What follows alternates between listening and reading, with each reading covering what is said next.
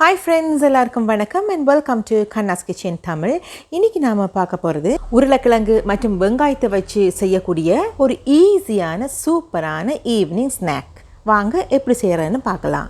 அதுக்கு முன்னாடி நீங்கள் இது வரைக்கும் என்னோட சேனலை சப்ஸ்கிரைப் பண்ணலைன்னா இந்த வீடியோக்கு கீழே உள்ள சப்ஸ்கிரைப் பட்டனை ப்ரெஸ் பண்ணி அதுக்கு பக்கத்தில் உள்ள பெல் ஐக்கானை ஆன் பண்ணுங்கள். அப்போது அதில் 3 ஆப்ஷன்ஸ் வரும். அதில் மேலே உள்ள ஆல்ங்கிறத செலக்ட் பண்ணுங்கள். அப்போ நான் போகிற ஒவ்வொரு வீடியோட நோட்டிஃபிகேஷனும் உங்கள் மொபைலுக்கு வந்து சேரும்.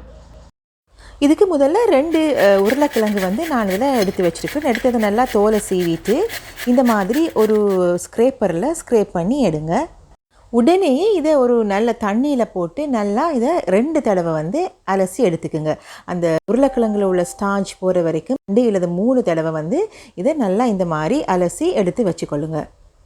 இது ரொம்பவும் ஈஸியான ஒரு ஸ்நாக் தான். நீங்கள் நினச்ச உடனேயே சட்டுன்னு ஒரு 5-10 நிமிஷத்தில் இதை நீங்கள் ரெடி பண்ணிக்கலாம். இப்போ இது எல்லாத்தையும் நல்லா பிழிஞ்செடுத்து இன்னொரு பிளேட்டில் வச்சுருங்க. வச்சுட்டு இப்போது நீள வாக்கில் கட் பண்ண 2 பெரிய வெங்காயம் நான் இதில் சேர்த்துருக்குறேன். அதோட கொத்தமல்லியில் ஒரு கொஞ்சம், கருவேப்பிலை கொஞ்சம் இதில் நான் வச்சுருக்கிறேன். இப்போது இது எல்லாத்தையும் இன்னொரு டிஷ்ஷுக்கு மாற்றிடலாம். இந்த உருளைக்கிழங்கு வெங்காயம் நீள வாக்கில் கட் பண்ணுங்க இந்த வெங்காயத்தை. அதோட கொத்தமல்லியில் கருவேப்பிலை இது எல்லாத்தையும் சேர்த்து நல்லா மிக்ஸ் பண்ணிவிட்டு இப்போது நான் இதில் 1 டீஸ்பூன் அளவு சில்லி ஃப்ளேக்ஸ் நான் இதில் சேர்த்துக்கிறேன்.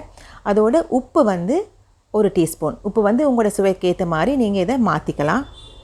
பெருங்காயம் ஒரு 1/4 டீஸ்பூன் சேர்த்துக்கிறேன். அதோட 1/2 டீஸ்பூன் அளவுக்கு பெரிய சீரகம் இதில் நான் சேர்த்துக்கிறேன். இது கடலைமா 1 டேபிள் ஸ்பூன் சேர்த்துக்குங்க. Cornflour 1 table spoon.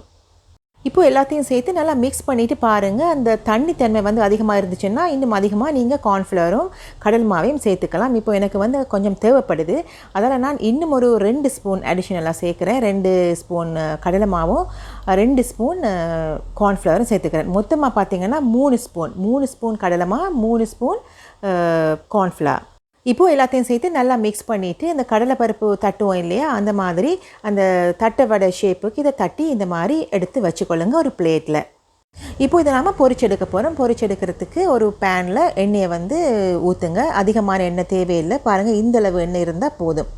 ஒரு பக்கம் போட்டு அப்புறம் மறுபக்கம் புரட்டி எடுக்க இந்த எண்ணெய் போதுமானதாக இருக்கும்.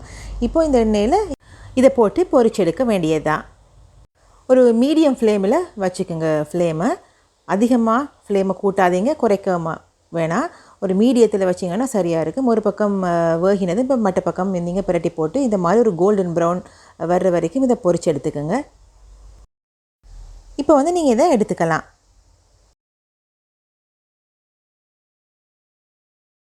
சூப்பரான ஈவினிங் ஸ்நாக் ரெடி ஆச்சு.